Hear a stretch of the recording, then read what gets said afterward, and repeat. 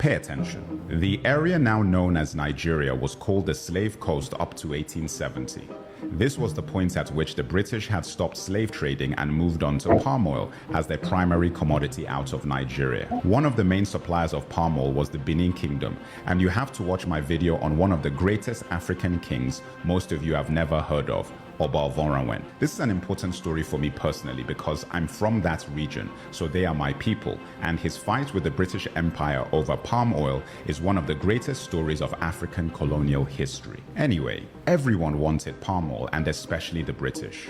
A man called George Goldie set up the United African Company in 1879, which was then changed to the National African Company. He structured the palm oil business in the Niger Delta region, and by 1884 he had a monopoly that the British could exploit. So in 1886, Goldie violated the agreement he had made with the chiefs and moved his operations into River Niger and Benue.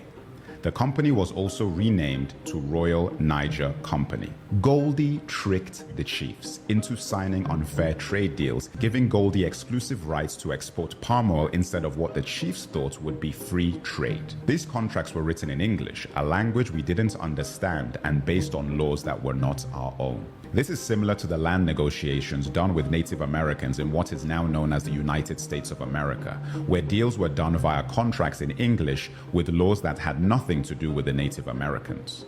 There was a meeting called the Berlin Conference in 1884 to 1885, set up by Germany's first Chancellor, Otto von Bismarck. This was where colonial powers discussed how to carve up Africa and structure trade across the pieces of our continent they would take. We were not part of these conversations. The best way to think of this is like the NBA draft.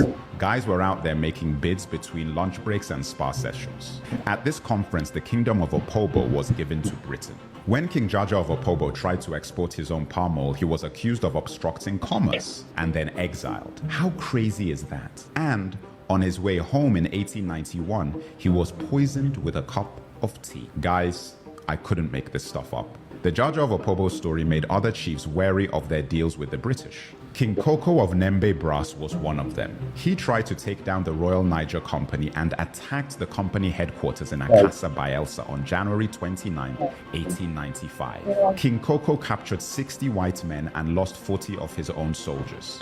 He used the 60 hostages to demand he be allowed free trade, the agreement he believed he had with the British company. They refused and he killed 40 of his hostages. The British Royal Navy retaliated by leveling the city of Brass completely on February 20th, 1895.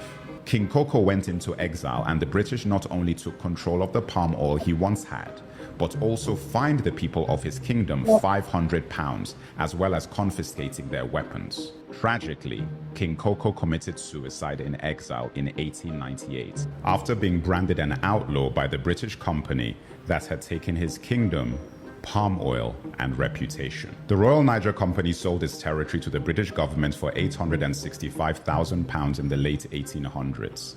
This territory was known as Nigeria.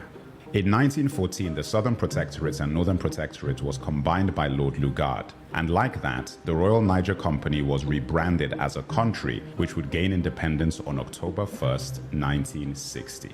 And Lugard is a street in Nigeria that still exists today. The Royal Niger Company changed its name to the Niger Company Limited, and it was then acquired by Unilever. Unilever still operates in Nigeria to this day. And that, my brothers and sisters, is how Nigeria came to be.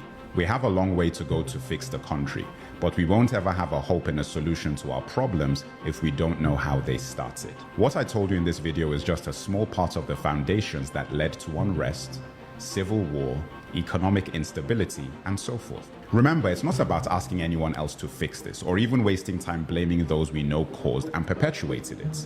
This is about knowing our history. Nigeria was never a country we created. It was a company designed by colonizers for profit, and a lot of the infrastructure put in place for that siphoning of resources out of our land is still very much in place today. Crude oil simply replaced palm oil, and soon lithium may replace crude oil.